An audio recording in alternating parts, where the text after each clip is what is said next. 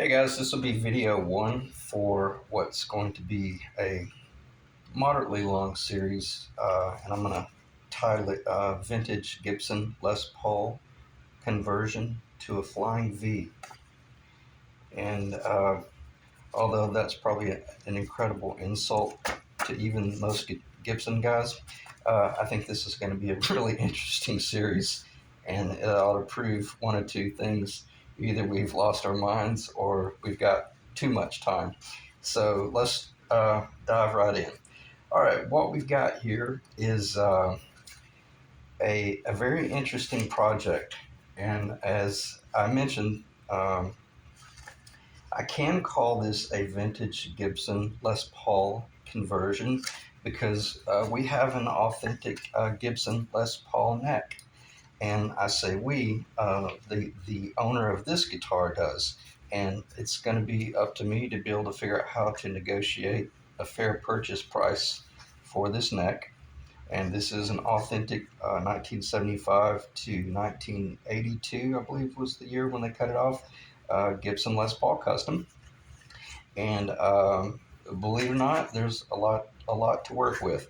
So I'm not really sure how far we're going to go into this project, but and this is not me being funny. I'm actually really serious about this. I'm going to be able to pull this off, and it's gonna really prove that you can pretty much do just about anything with just a small amount of material, a small amount of tools, and all that jazz. So I've built several flying V. I've built I think 4 or 5 flying Vs, and the last flying V that I built was a hollow body Honduran mahogany, almost 2-inch thick flying V per jazz guitar specs, and that guitar sounded incredible. I did sell it. It's in Texas, and I won't go too much into it in this video, but I've been building guitars for uh, a long time, but really seriously since about 2004, and I've built a lot of jazz guitars. So before I go too deep into that, this is going to be a pretty interesting project. Probably be between 20 to 30 videos, maybe more. And but I'm gonna keep it real simple.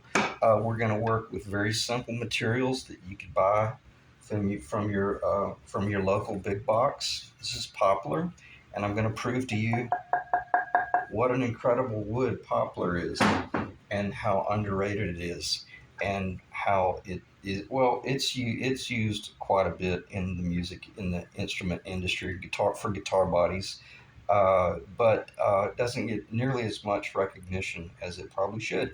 So if I can negotiate with the owner of this neck to give me a fair price, I'm being funny, and Rick knows me by now.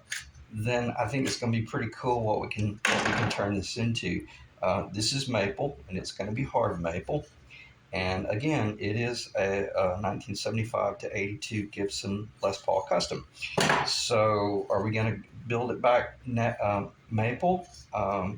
Yeah, probably so. It'll probably be all maple, but there might be some changes. Will it be rosewood or ebony? This is ebony. Will it be this fretboard? It may be. I haven't determined. It's pretty rough, but at a minimum, we might use the pearl. We could use the pearl out of it. We won't be using the frets, and obviously won't be using the binding. I don't see any sense in trying to salvage that, but we might use it as a reference point to get the coloring.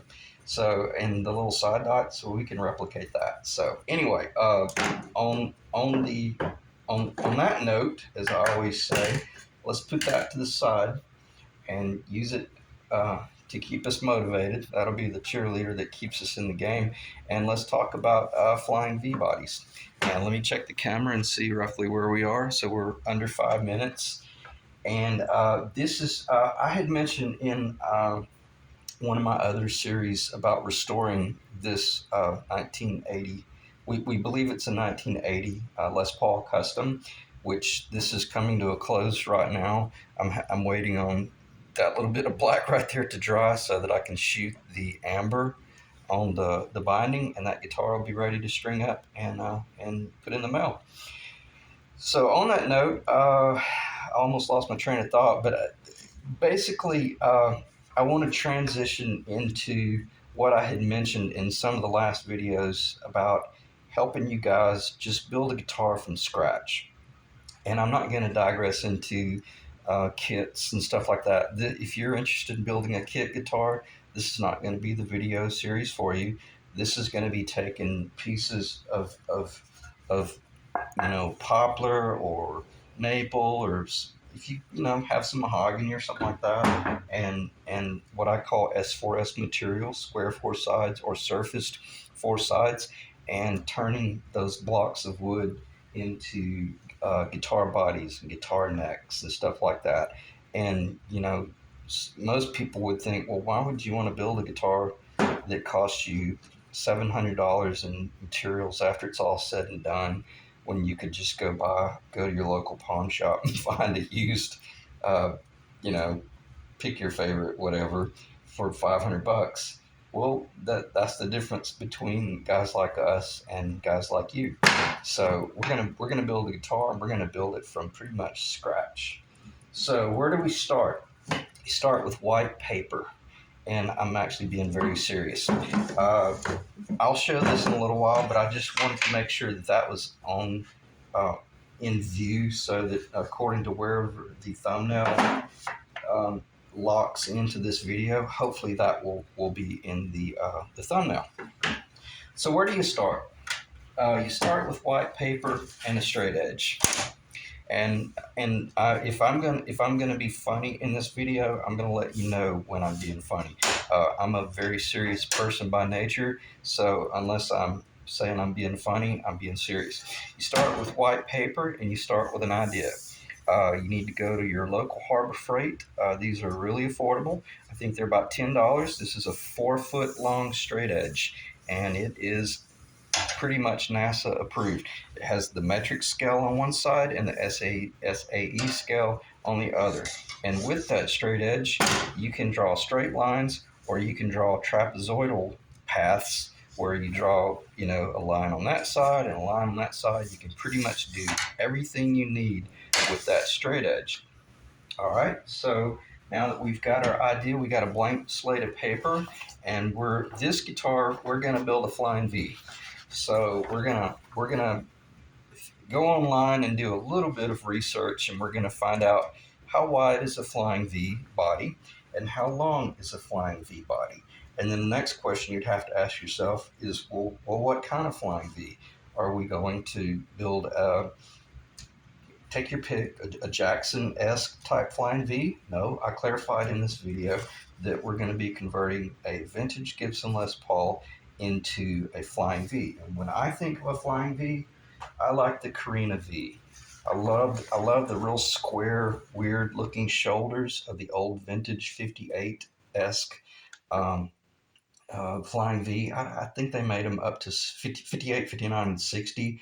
There's just something really attractive about the big fat lines and just the real soft corners. This is not a big hair guitar. This is more of like a vintage specs. So on that note, and as this video series progresses, I'm going to clarify to you where I went in and modified when I say flying V, I'm always going to be thinking along the Carina style body style, just what I just explained. So, but I took the opportunity to modify it a little bit.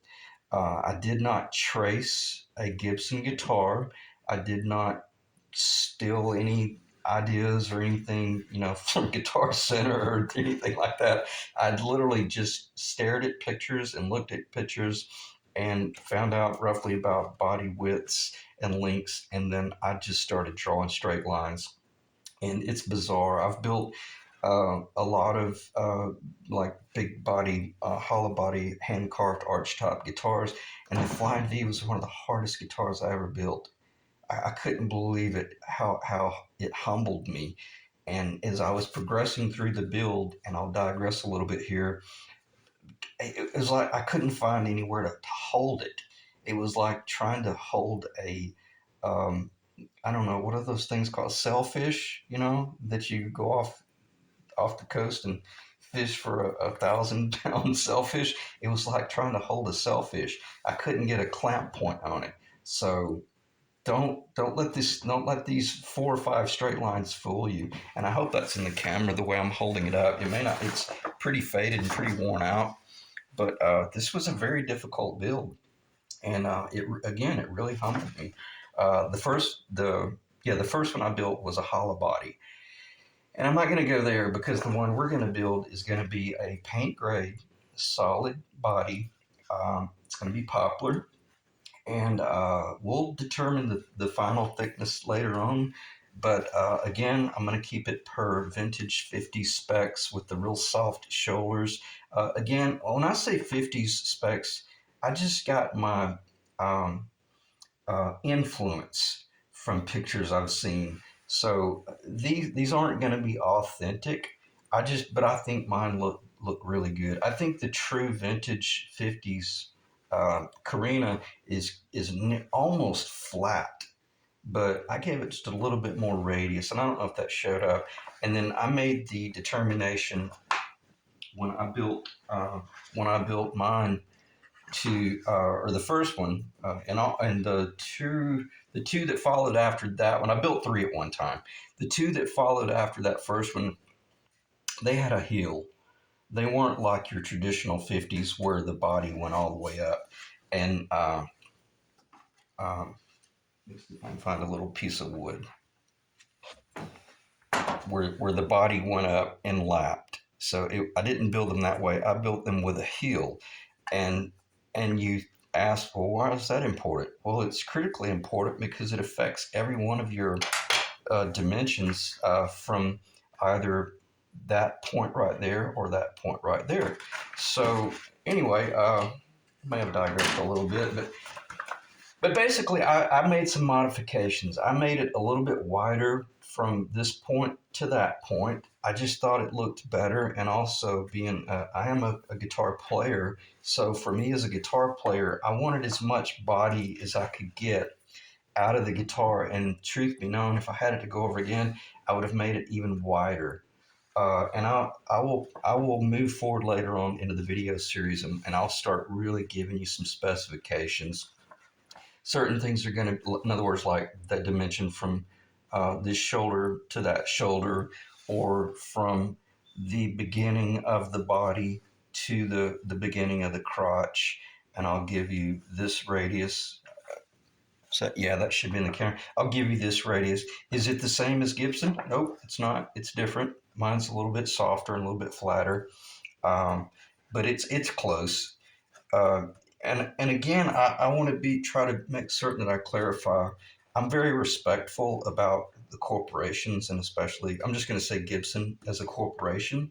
Um, Actually, one of the guys that got me started into guitar building was a guy by the name of Phil Jones, and he was one of the first custom shop employees at Gibson back in the '90s.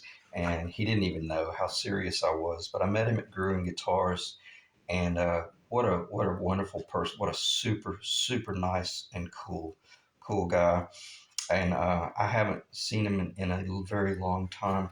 But I say all that to say this: I'm very respectful of employees of these corporations and how important it is to protect those brand names and things like that. So I won't digress into that, but this is not a spot on copy, or is it a replica? I don't know. You call it whatever you want. I don't really know the difference between a fake and a replica anymore. It's kind of frustrating.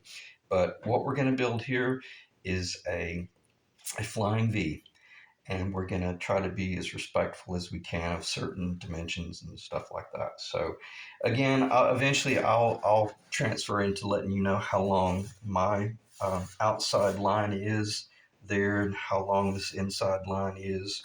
And it's probably since I'll be kind of holding your hand through the project, it's going to be a pretty easy project. um, but nothing. I think because I've already kind of suffered through the critical importance of this pitch being 1 degree, and you can almost see a faint line right there where I started out. And it's like, oh man, it just looked too squatty and fat, and it was out of proportion. And just by shifting ever so slightly, it got far more attractive. So uh, I say that to say this: the dimensions I will be providing you, they may not be historically accurate per a true 58 Carina, but man, it's going to be a beautiful guitar. And when you strap it on, you're not going to be ashamed to gig it or sell it. And mine sold in the $1,000 range, in the thousands of dollar range. That one, the hollow body that I built, and the other two, they sold for under 1,000, but they were just a husk.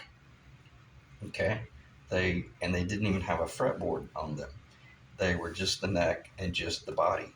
So that'll give you an idea of what the Flying V can be worth. All right, so let's change gears a little bit and talk about let's talk about turning white paper into a guitar, and how would we do that? After I drew it out on paper and cut it out of cardboard, or cut it out on cardboard and taped it on the wall, and made the determination, do I want, and I want to leave this up here because it helps you to see, to visualize. Let me get this off the table. I'm hoping that this will help you to see a Flying V. And I was torn between, well, what? Maybe I should do something crazy like. Let me see if that's in the camera. That should show up okay. Maybe I should do something crazy like because this is not a Fender headstock. This is a Gibson headstock, if you want to know the truth. And it goes all the way back to the same time when this guitar was built. This was basically on the Explorer.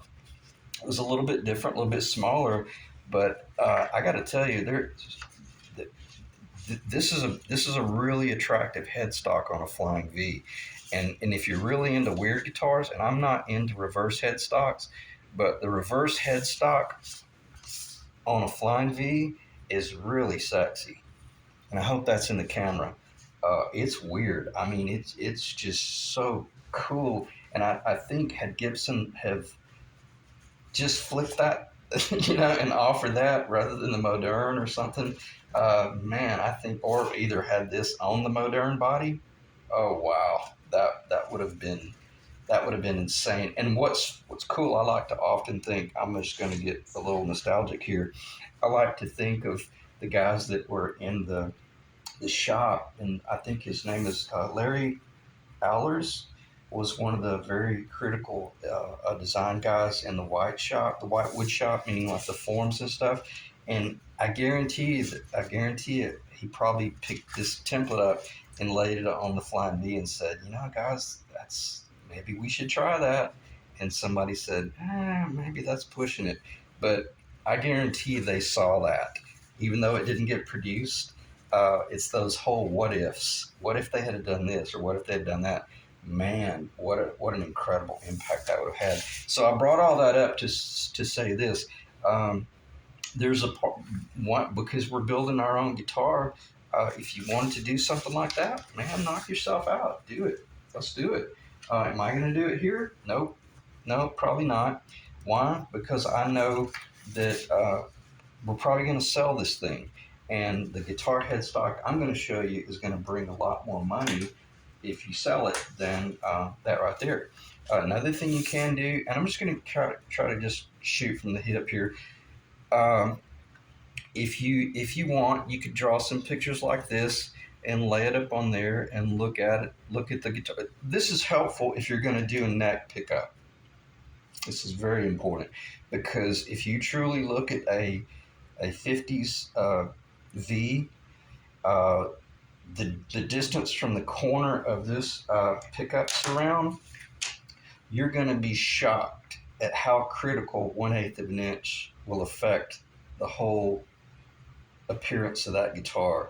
And I spent days mapping that out and making certain that I hit at a certain fret and things like that to make that. I hope that's in the camera. It may be kind of far away and difficult to see because of the angle, but I spent a lot of time with that right there. This project, I'm going to keep it real simple, and it's going to be a single pickup guitar, according to how far we take it.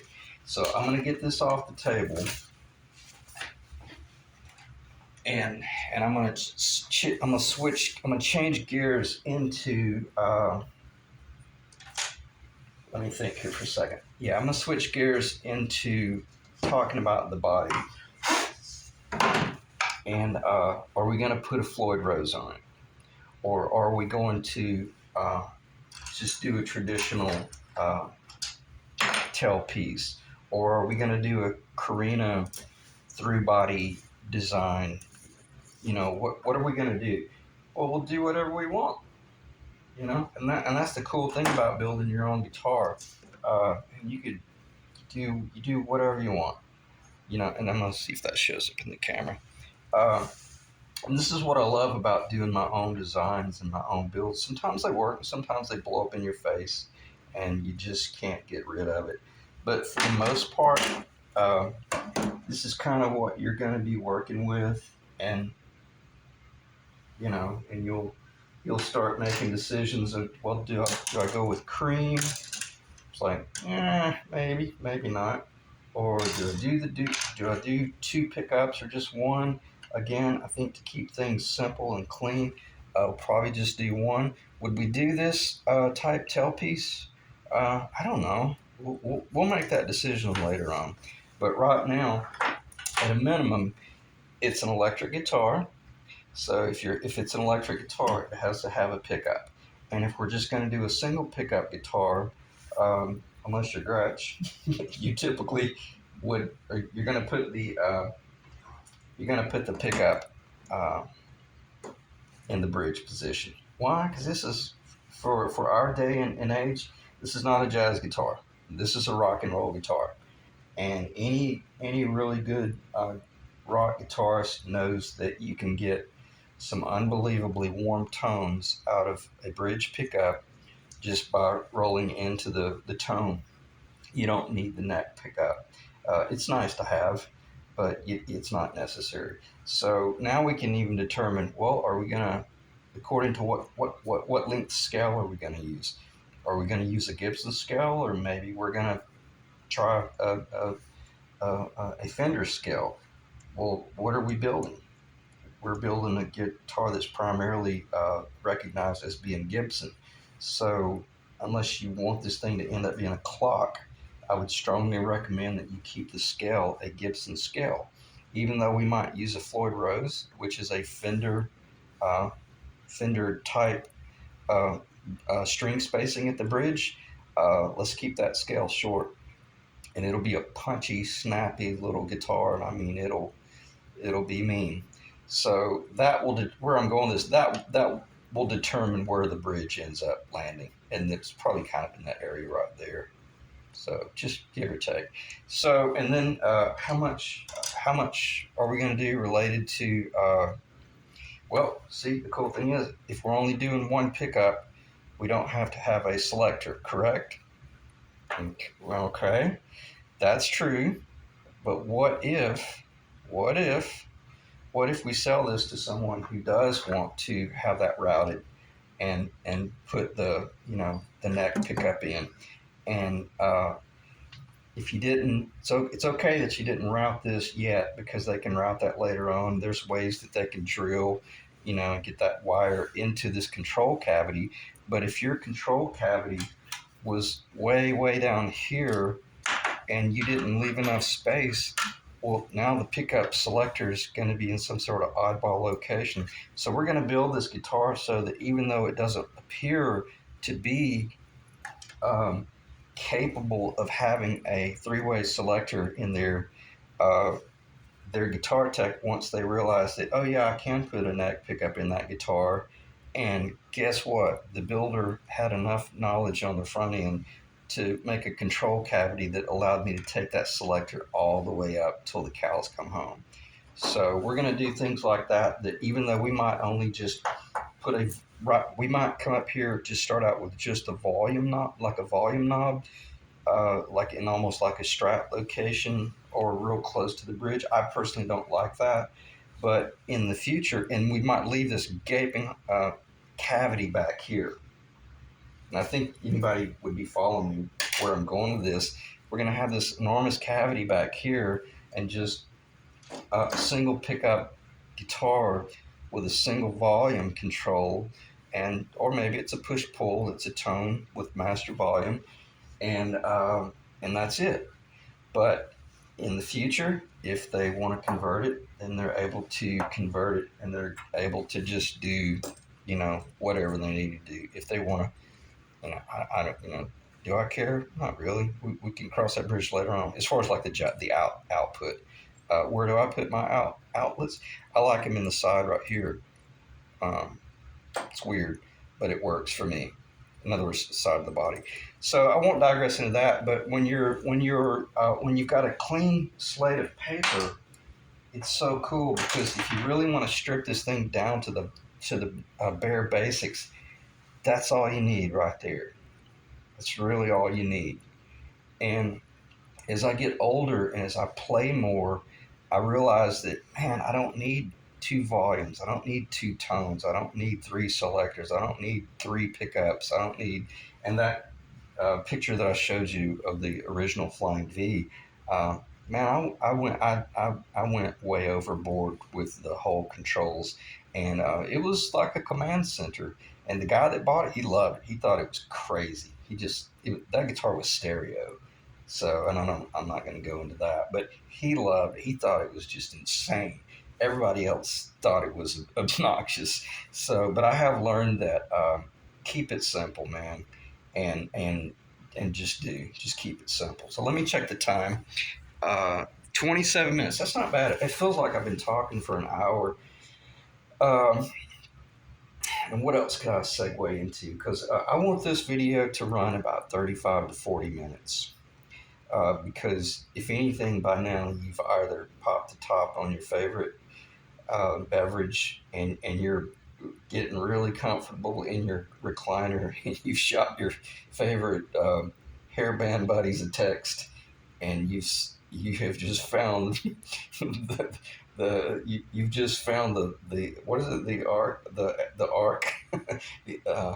ark of the covenant, or it's crazy what you've just discovered. But I think this is going to be a really interesting project, and I really want you guys to know. And if this is the first time you've tripped up on one of my videos, I've got about 40 videos related to restoring that Les Paul in the picture, in the right side of the picture. And if you want to really geek out, you can look at some of those videos, but for the most part, in hindsight, those videos they'll put you to sleep. They're pretty numbing, and I'm going to try to keep this video series about this guitar just real on point and real snappy, real straightforward.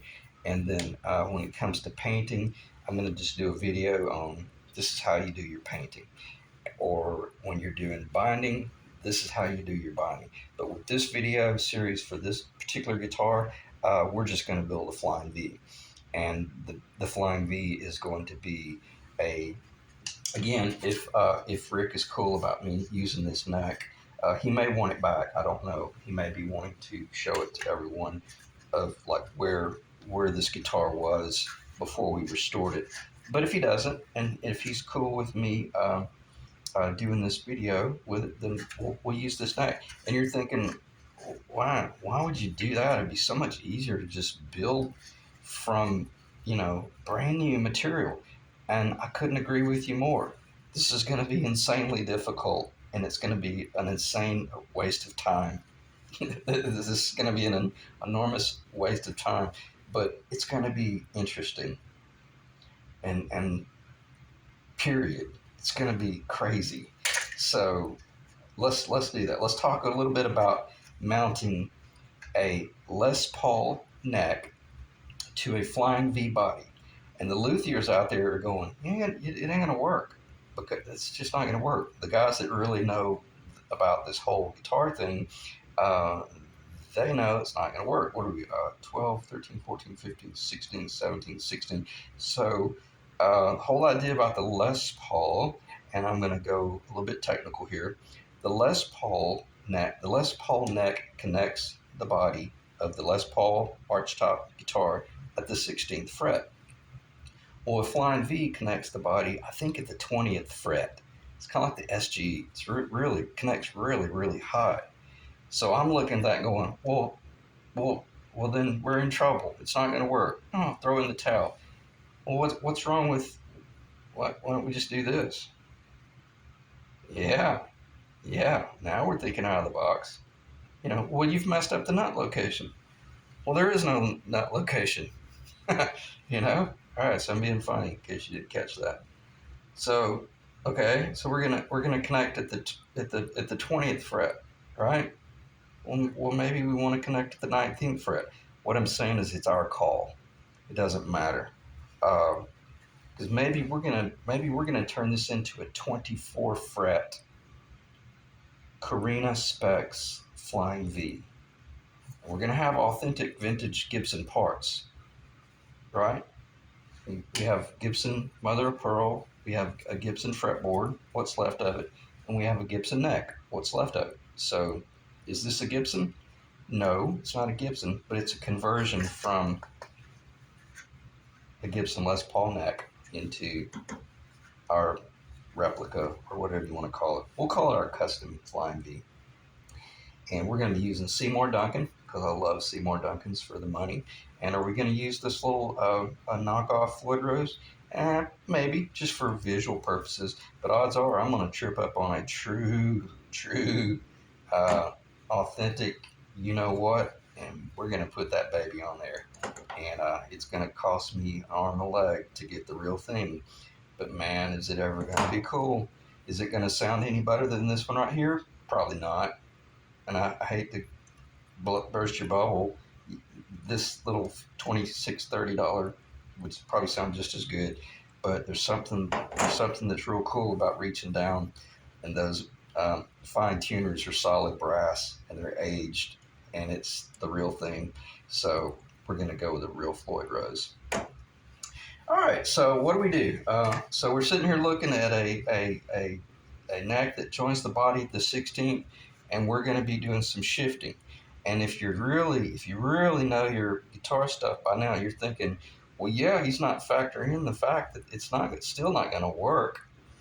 Let's say we're going to connect at the 20th fret, and the guys out there that really know this stuff, they're going to say, it ain't going to work. It's not going to work, man, because you're wider. And I agree with them. It's wider. It's not going to work unless we take our table saw and we cut this neck in half. We can do that, right? We can do that.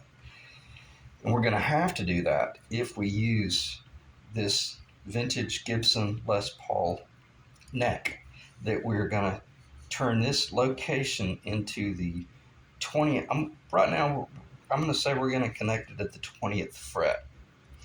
So let's just stay on point and keep it at the 20th fret. So now this is our 20th fret location. We're going to go on tundraman.com later on, or some sort of fret scale calculator, and we're going to determine what is the distance from the nut, from the nut. Let's just think a little bit here. The beginning of the fretboard. Let's say that's the first fret. From the beginning of the fretboard down to the 20th fret location, we're going to find out what that distance is, and that's going to help us engineer every bit of our neck that we build. See how simple that was? But we needed to have our nut later on for dimensional widths, even though I know those dimensions. But so we're going to shift this fretboard, if we could talk Rick into selling it to us, along with this neck lower, and then we're gonna realize it's not wide enough. So we're gonna rip this neck completely in half. It doesn't matter because we got to rebuild it anyway. It's completely shattered. And are we going to use all this up here? You better believe it, we are. And it's going to blow your mind when you see just how effective the work that I do will be to save that neck, even though most people would throw this in the burn pile. Even I would have thrown it in the burn pile. And I've made that statement. So we got to widen the neck. Am I going to start giving you complete detail about how we're going to do it? I'm going to give you a little bit, I'm going to give you enough information that you'll realize that it can be done. Since we're going to be going with a different truss rod anyway, the truss rod would not fit in this old location. Why? Because this is 1950s era, like, thought process using the single rod truss rod. Is it a bad design? Absolutely not. It's an incredible design, but it's not the design we're going to use. We're going to rip this neck in half, and we're going to come in here, and we're going to take probably some nice Honduran mahogany that I've got left over. Not this piece, it's a sample.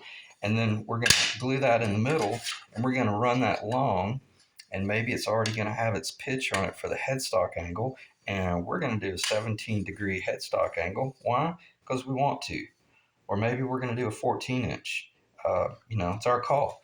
So we're going to glue this neck back together by building it into an engineered neck.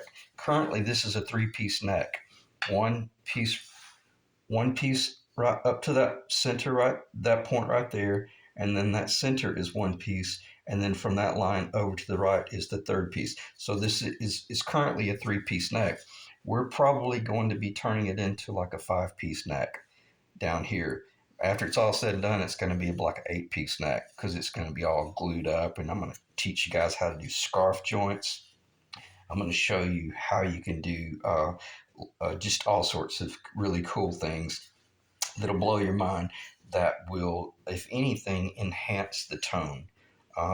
Nothing that we do will be detrimental to the tone of the neck. And if it's not wide enough with that piece right there, well, maybe we add a piece of maple. And is this going to be a stain grade? When I say stain grade, like a clear coat neck, no, it's going to be paint grade. But maybe if we needed just a little additional dimension so that we can salvage this corner, I want to see that profile. And if anything, I'm going to try to even save the paint. And where I'm going with this, if I need another 20 thousandths, well, this is what we're going to be using to achieve that if we don't have a wide enough center plank. Okay? So, am I being serious? Yep, I'm dead serious. And is it a waste of time? Yeah, kind of, sort of. Could I be doing other things? Yeah, of course. But if it keeps me from having to cut the grass today, yeah, I'd rather just do this. So, so there you have it. Probably a pretty long video. Let's check the time. We are at 38 minutes, and we have a vintage Gibson Les Paul neck that we're going to be able to convert into a flying V that most likely will connect at the 20th fret, maybe the 19th, or maybe we connect it at the 21st, because maybe we're going to do a 24 fret neck, and we're going to extend the nut location. See where I'm going with this? We can do anything we want. And we're gonna maintain this real cool little profile here. Why? Because this is Gibson, and this is Americana. This is history, and let's preserve it. And it's cool. And because why? Because that guitar plays incredible, and it feels. This is a profile I never would have done myself, but after restoring this guitar, I truly discovered, what an incredible profile it is. All right, so enough about the neck. Do I want to talk about the body any? Let me check the time one more time. We're still under 40 minutes. I'll hit this briefly, but basically all this is just some poplar that I had left over from some jigs that I was building, I thought, what the heck, man? I'm gonna do some test work. And typically, anybody that has been following my series know that I prefer to work with epoxy, but I did use a tight bond, and I glued these little planks up under pretty serious pressure. When I say pressure, controlled pressure. You don't want to come in here with spring clamps and and crappy clamps. If anything, if you're going to do this woodwork, you better have a good array of clamps. And I'm a long-term woodworker, and if you're a long-term woodworker, you know that your clamps are probably the most important um, tools in your shop. Um, and not just that they're strong, but you need to be able to distribute pressure equally so that you have just very good consistent. Let's see if I can get a tap tone. Sometimes it's hard to find. Okay, no tap tone there because it's way up the top. Let me see if it's up here. Almost had it right there. I should have marked it. I should have marked it. I picked it up a little while ago, and I had a beautiful tap tone. The tap tone is based on a node. You find the node, and then if you find that point, think of a xylophone. Pretty close. There it was. All right. Anyway, I didn't find it completely, but poplar has an incredible tap tone, and even though that's glued up with a tight bond, that's a good tap tone for what we're doing. And anyway, right now that's only 1.5 inch thick, and we're going to need to be thicker. And I haven't crossed that bridge yet, but we'll probably do some sort of cap. And whether we do a decorative cap or just paint grade, right now the back is going to be all paint grade with no binding on the back or anything like that. And most likely it'll end up being black with the nitrocellulose lacquer, and it'll be kind of just a rock and roll guitar. And what will it cost us to do this project? Probably about $25 worth of maple if we build the neck out of maple, and about $30 worth of poplar to build the body, which we already have. Electronics, take your pick. I bought this Seymour Duncan off of eBay. I won it for $37 because the wiring was short, and so we got $40 in our. And this is a JB. Okay, this is SH4. I think this is like it's hot, very very hot pickup. Uh, Floyd Rose, maybe I'll luck up on a good deal for the Floyd, but I'm anticipating between 125 to 175 for a really really high quality Floyd Rose, and if we can get a black, that'll be cool. But if I can get a gold that's $10 cheaper, we're going to be putting a gold one on there. So we'll be using CTS 525K on our volume, and CTS output jack, and that'll be it. What, $10? I don't know. I can't remember. I think they're under $10, $5. So we'll probably be able to build rock and roll guitar. Hadn't included the fretboard or the frets. We'll probably be able to build a guitar for under $300, maybe $400. So there you have it.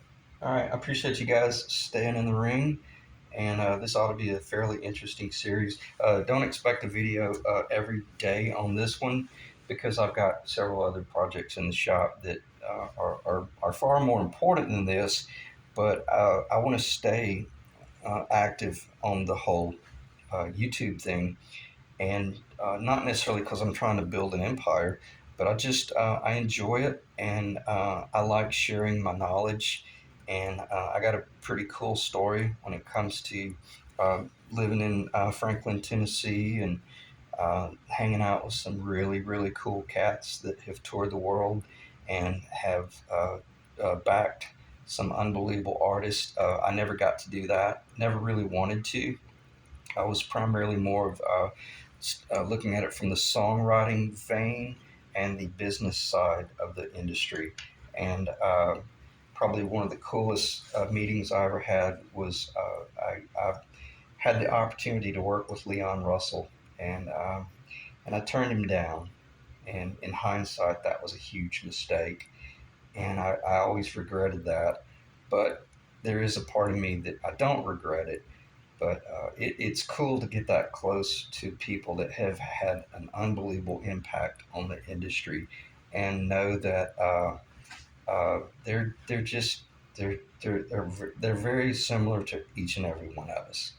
There's not that much difference. Typically, the difference is they just took one more chance than maybe the next guy or the next girl. So, anyway, I'll keep this about a converting a Les Paul neck into a flying V. But every now and then, I might mention Franklin and some of the guys up in Tennessee, that is, up in Nashville. And there's a possibility I'm going to be reconnecting with some of those cats pretty soon. So maybe we will be able to take some of these guitars and put them in the studio and see what they really sound like. So thanks again for staying in the room. And until the next video, I'll catch you then.